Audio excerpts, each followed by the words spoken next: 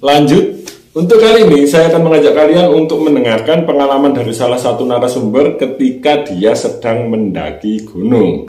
Bukan hanya mencekam, pengalaman kali ini bisa dikatakan sedikit memilukan ya teman-teman. Atau bahkan bisa dikatakan di sini ada peran dari makhluk halus yang menyelamatkan si narasumber ini ketika dia sedang berada di gunung. Bagaimanakah cerita lengkapnya? Ini dia. Oke, tokoh utama dalam cerita kali ini bernama Yulvi, teman-teman. Yulvi ini berusia sekitar 20 tahun, yaitu wanita yang masih muda lah ya, seperti itu. Saat itu, Yulvi ini memiliki seorang kakak bernama John. Nah, si John ini hobi banget mendaki gunung, teman-teman. Dan di situ karena Yulvi ini tidak pernah mendaki gunung, tentu saja dia penasaran dengan hobi kakaknya. Kok bisa si kakaknya ini seneng banget mendaki gunung. Dan singkat cerita, akhirnya pada suatu hari Yulvi ini berniat mengajak kakaknya untuk mendaki gunung. Dan gunung yang dipilih memang saat itu tidak terlalu tinggi ya teman-teman. Karena di situ menurut si John, Yulvi ini memang masih pemula, yang akhirnya membuat gunung untuk menjadi awal pendakiannya dicarikan gunung yang nggak terlalu tinggi dulu, seperti itu. Dan singkat cerita, akhirnya waktu itu si John ini mengajak temannya yang namanya Bimo, teman-teman. Jadi di situ Bimo ini juga belum pernah mendaki gunung. Jadi waktu itu menurut John, gunung yang akan dituju tersebut benar-benar sangat cocok dijadikan sebagai gunung pemula ya teman-teman. Jadi gunung untuk pendaki pemula.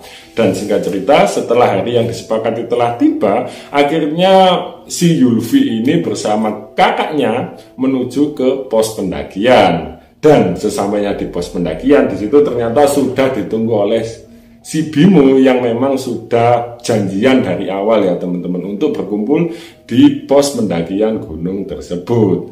Dan setelah melakukan registrasi dan segala macam, akhirnya mereka pun memulai pendakiannya sekitar pukul 4 sore. Selama pendakian tentu saja mereka bertiga ini menikmati ya jalannya treknya gunung ya teman-teman. Di situ Yulvi ini seketika terpesona dengan keindahan gunung yang ada di tempat tersebut. Karena kita pun tahu si Mbak Yulvi ini kan baru pertama kali ya mendaki. Jadi bisa dikatakan wajar ya kalau waktu itu dia terpukau dengan keindahannya.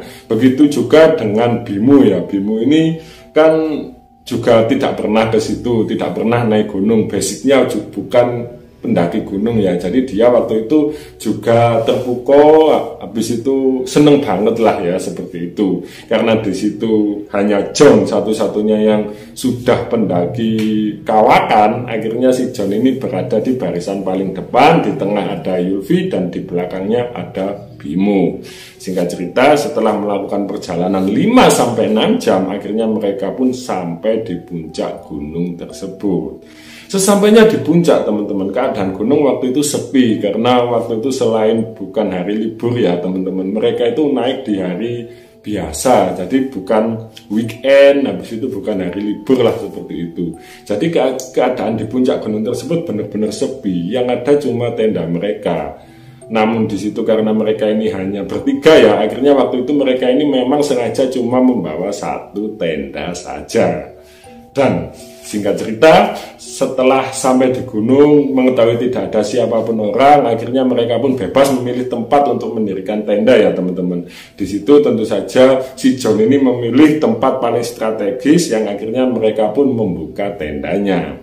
Malam itu waktu menunjukkan sekitar pukul 11 malam ya, ini kalau nggak salah teman-teman. Di situ mereka tentu saja selesai menata tendanya dan mulai menyalakan kompornya untuk menghangatkan dirinya. Karena perlu kalian tahu, di gunung tersebut waktu itu hawanya benar-benar sangat dingin. Namun sayangnya beberapa saat setelah itu tiba-tiba hujan turun dengan sangat lebat. Hal itu tentu saja membuat hawa yang sebelumnya sudah dingin menjadi sangat dingin teman-teman. Karena di sini selain hujan ya, tenda si mereka ini itu bukan tenda yang bagus. Jadi ketika ada hujan turun dengan lebat, waktu itu air meresap masuk ke dalam. Hal itulah yang akhirnya membuat ketiga pendaki ini benar-benar kedinginan, habis itu dengan tubuhnya yang mulai basah ya teman-teman, karena merembes ya air hujannya itu masuk ke dalam tenda. Dan disitulah karena Yulvi ini masih pertama kali naik gunung, akhirnya dia perlahan tidak mampu menahan rasa dingin yang waktu itu mulai menusuk-nusuk tubuhnya. Dan begitu juga dengan Bimo teman-teman. Jadi di sini Bimo ini juga merasa kedinginan yang sangat luar biasa. Waktu itu karena merasa sangat dingin, Bimo ini mulai rewel teman-teman. Jadi mulai resek dan mulai mulai ngomong terus, aduh kok dingin banget sih ini, gimana ini, kayak gitulah kurang lebih ya. Karena di situ John pun tahu dimanapun gunungnya keadaannya pasti seperti itu, dinginnya pasti seperti itu. Mengenai itu tentu saja Bimo ini mencoba menyalakan api. Dia itu seketika keluar ya, mencari kayu bakar dan menyalakan api. Tapi semua usahanya yang jelas pasti gagal, karena saat itu hujan memang turun dengan sangat lebat teman-teman. Jadi meskipun Bimo ini menyalakan api, susah payah ya menyalakan api dengan maksud ingin menghangatkan diri, waktu itu tentu saja usahanya sia-sia. Mengenai hal itu tentu saja Bimo ini kembali lagi masuk ke dalam tenda sambil terus merintih dan merasakan hawa dingin yang semakin lama memang semakin terasa sangat luar biasa. Hingga akhirnya waktu itu menunjukkan pukul 1 dini hari yang menandakan sepertinya hawa dingin itu sudah sampai pada puncaknya ya teman-teman. Di sini Yulvi yang sebelumnya bisa dikatakan masih menahan semua hawa dingin tersebut, waktu itu sudah tidak bisa lagi menahan. Jadi Yulvi ini keadaannya sudah mulai memprihatinkan teman-teman. Kepalanya pusing, pandangannya sudah kabur dan sebagainya ya. Itu bisa jadi tanda-tanda Yulvi ini sudah mulai hipotermia. Mengetahui hal itu, tentu saja si John ini seketika melepas jaketnya dan menutupi tubuh Yulvi, sekaligus dia memeluknya karena dia pun tahu jika dibiarkan keadaan Yulvi ini bisa berbahaya. Begitu juga dengan Bimo. Ketika di dalam tenda, Bimo ini terus merintih sambil bilang kalau tubuhnya mulai kesakitan.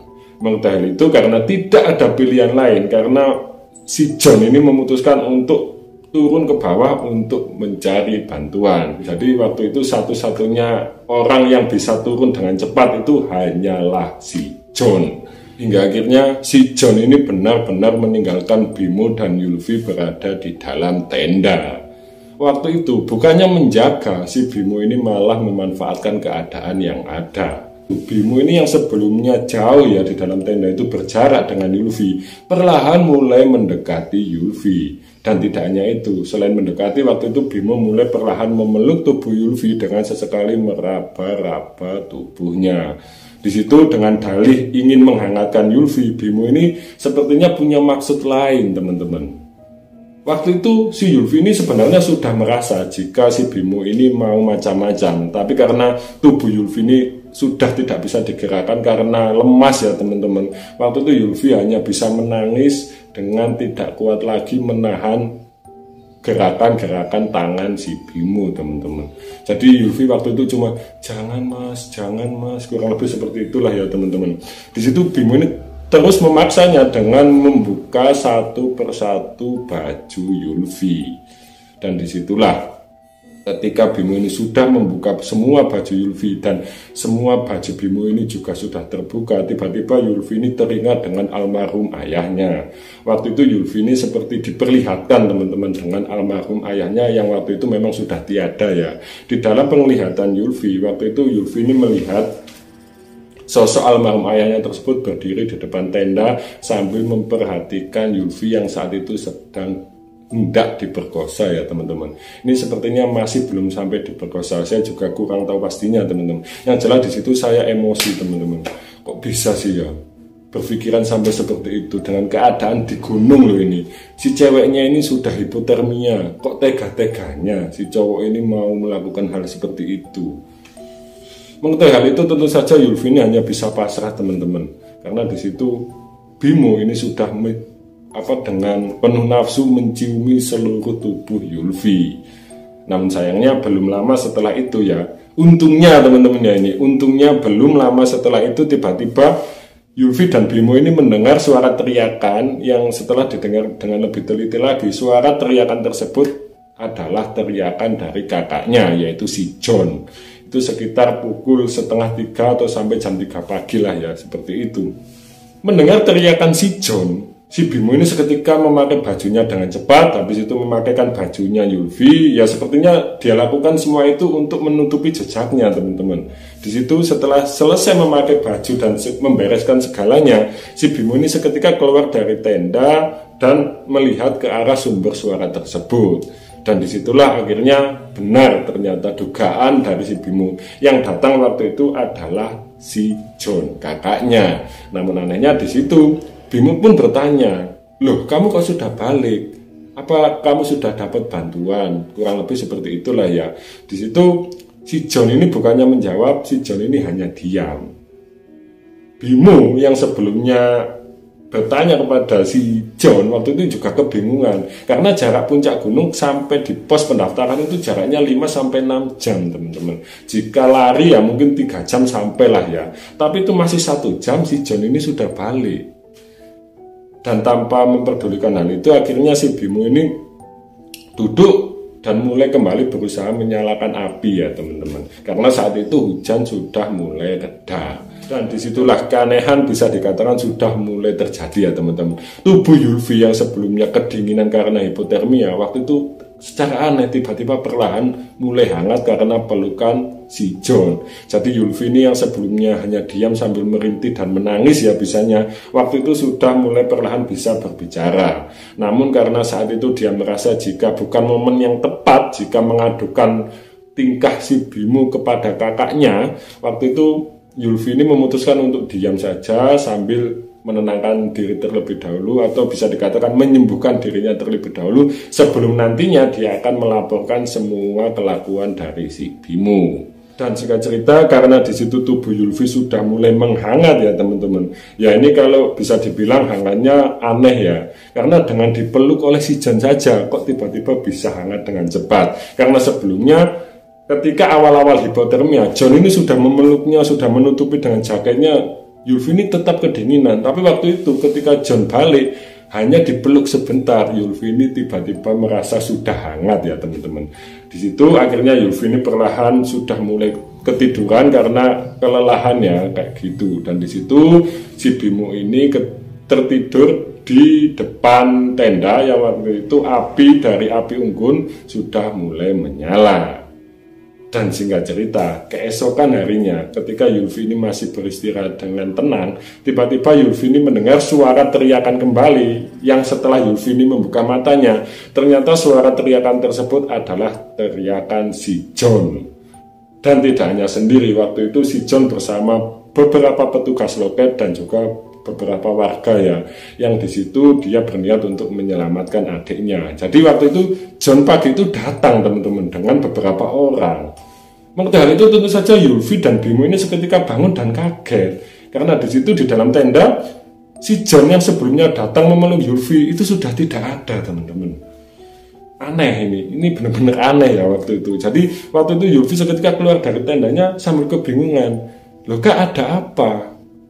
Gimana dek keadaanmu? Loh maksudnya ini gimana sih?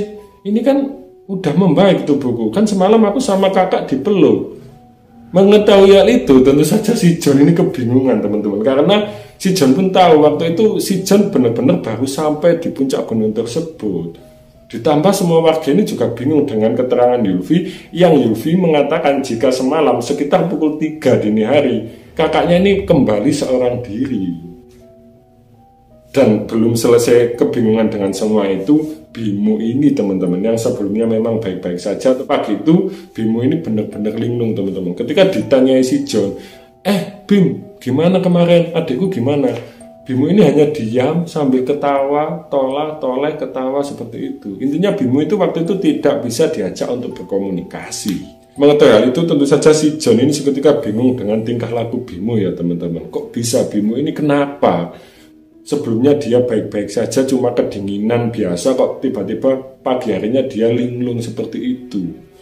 Mengetahui hal itu, akhirnya bapak-bapak atau warga yang datang bersama si John ini seketika mengevakuasi Bimo dan menuntun Bimo untuk mengajaknya segera turun dari gunung tersebut. Dan setelah tenda semuanya dibereskan, akhirnya semua orang yang ada di dalam gunung tersebut, di atas gunung tersebut ya, waktu itu seketika turun dari gunung tersebut. Sepanjang perjalanan turun, Bimo ini bisa dikatakan sudah semakin mengkhawatirkan ya teman-teman keadaannya. Jadi Bimo ini tiba-tiba berteriak, tiba-tiba berlari, tiba-tiba menangis, dan tiba-tiba tertawa.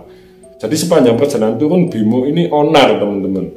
Bahkan di situ para warga yang membantu mengevakuasi pun sempat kewalahan karena di situ sesekali Bimo ini tiba-tiba berlari random kayak gitu loh. Jadi tiba-tiba lari ke sana, tiba-tiba lari ke sana. Mengenai hal itu tentu saja si John ini bingung, kok bisa ini, semakin kebingungan perasaannya dengan pikirannya yang sudah kemana-mana.